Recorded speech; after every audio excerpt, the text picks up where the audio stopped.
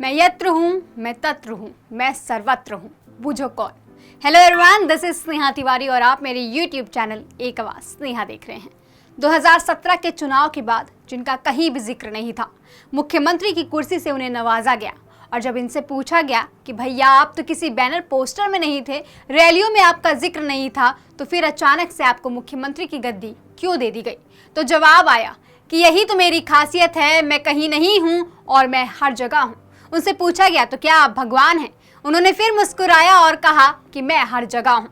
ये वही हैं जिनका विवादों से चोली दामन का साथ है। राजनीतिक परिवार में पैदा तो नहीं हुए, लेकिन राजनीति की एबीसीडी इन्होंने बहुत जल्दी सीख ली। 15वीं लोकसभा में सबसे कम उम्र के सांसद और फिर उत्तर प्रदेश के मुख्यमंत्री योगी आदित्यनाथ। तो आज हम जानेंगे मुख्यमंत्री योगी आदित्यनाथ के जीवन के बारे में और जानेंगे कि कैसे एक साधारण के परिवार से निकले अजय सिंह बिष्ट कैसे बन गए मुख्यमंत्री योगी आदित्यनाथ। 1972 को जन्मे योगी आदित्यनाथ मुख्यमंत्री बनने की कहानी कुछ कम दिलचस्प नहीं है। उत्तराखंड के गढ़वाल जिले के राजपूत परिवार में जन्मे योगी आदित्यनाथ। इनके पिता का नाम स्वर्गीय आनंद कुमार बिष्ट, इनकी माता का नाम सावित्री बिष्ट। 1993 में अजय सिंह बिष्ट एमएससी की पढ़ाई के लिए गुरु गोरखनाथ पर शोध करने गोरखपुर पहुंचे। इसी दौरान इनकी मुलाकात हुई महंत अवैधनाथ से, जिसके बाद इनके जीवन पर महंत अवैधनाथ का इतना असर पड़ा कि 21 वर्ष की आयु में ही इन्होंने अपने गृहस्थ जीवन का त्याग दिया और संन्यास का रूप अपना लिया। अगर बात की जाए योगी आदित्यनाथ की राजनीति में कदम रखने की, तो ये भी कहानी कुछ कम दिलचस्प नहीं है। बात 2 दशक पहले की है। गोरखपुर शहर के मुख्य बाजार गोलघर में गोरखनाथ मंदिर से संचालित इंटर कॉलेज में पढ़ने वाले कुछ छात्र दुकान पर कपड़ा खरीदने आए और उसका दुकानदारों से विवाद हो गया, जिस पर दुकानदार पर हमला हुआ तो उसने रिवॉल्वर निकाली। 2 दिन बाद दुकानदार के खिलाफ कार्यवाही की मांग को लेकर एक युवा योगी की अगुवाई में छात्रों ने उग्र प्रदर्शन किया और एसएसपी आवास की दीवार पर भी चढ़ गए। ये योगी आदित्यनाथ ही थे जिन्होंने कुछ समय पहले 15 फरवरी 1994 को नाथ संप्रदाय के सबसे प्रमुख मठ गोरखनाथ मंदिर के उत्तराधिकारी के रूप में अपने गुरु महंत अवैधनाथ से दीक्षा ली थी। गोरखपुर में राजनीति में एक एंग्री यंग मैन की धमाकेदार एंट्री यहीं से हुई। शास्त्र और शस्त्र दोनों चलेंगे। हमारी परंपरा है शस्त्रेण रक्षते राष्ट्रे शास्त्र चिंता प्रवर्तते। हम दोनों को साथ लेकर के चलेंगे। ये वही दौर था जब गोरखपुर की राजनीति में 2 बाहुबली नेता हरिशंकर तिवारी और वीरेंद्र प्रताप शाही की पकड़ कमजोर हो रही थी। युवाओं, खासकर संवर्ण छात्र को इस एंग्री यंग मैन में हिंदू महासभा के अध्यक्ष रहे महंत दिग्विजयनाथ की छवि दिखने लगी और वो सब उनके साथ जुड़ते गए, जिसके बाद योगी आदित्यनाथ चलते गए और कारवां बढ़ता गया। सन 1998 में योगी आदित्यनाथ ने गोरखपुर से भाजपा प्रत्याशी के तौर पर चुनाव लड़ा और भाग्यवश जीता भी। उनकी तब उम्र केवल 26 वर्ष की थी। वे 12वीं लोकसभा के सबसे युवा सांसद थे। सन 1999 में गोरखपुर से दोबारा सांसद चुने गए। अप्रैल 2002 में इन्होंने हिंदू युवा वाहिनी बनाई। इस संगठन पर कई दंगे कराने के आरोप भी हैं। सन 2004 में तीसरी बार लोकसभा का चुनाव जीता। सन 2009 में 2 लाख से ज्यादा वोट जीतकर लोकसभा पहुंचे। फिर सन 2014 में 5वीं बार लोकसभा चुनाव में योगी आदित्यनाथ एक बार फिर 2 लाख से ज्यादा वोटों से सांसद बने। सन 1914 के लोकसभा चुनाव में भाजपा को बहुमत मिला और उसके बाद उत्तर प्रदेश में 12वीं विधानसभा चुनाव के उपचुनाव हुए, जिसमें योगी आदित्यनाथ से काफी प्रचार कराया गया, लेकिन जिसका परिणाम बेहद निराशाजनक रहा। 2017 के विधानसभा चुनाव तक योगी हिंदुत्व के सबसे बड़े फायरब्रेंड नेता के रूप में अपने आप को स्थापित कर चुके थे। दिल्ली के बाद बिहार में करारी हार से यूपी में अपने प्रदर्शन को लेकर बीजेपी चिंतित थी।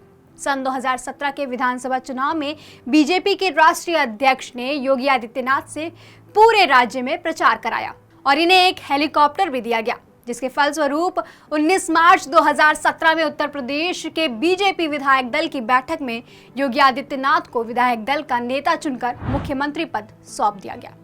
धीरे धीरे योगी आदित्यनाथ ने खुद को एक ऐसे नेता के रूप में स्थापित कर लिया कि जहां वो खड़े होते थे सभा वहां से शुरू हो जाती थी। जो वो बोल देते थे उनके समर्थक के लिए वही कानून हो जाया करता था।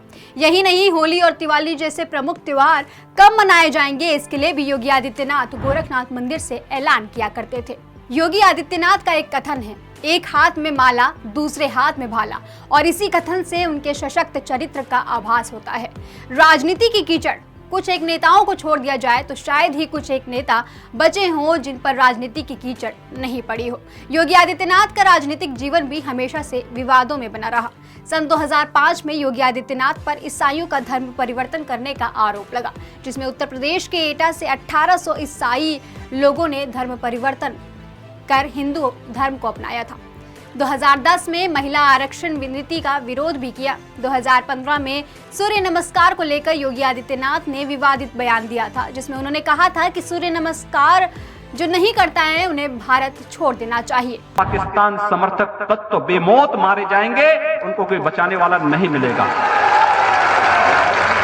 हम कहना चाहते हैं जिन्हें पाकिस्तान प्यारा है वे पाकिस्तान में जाएं।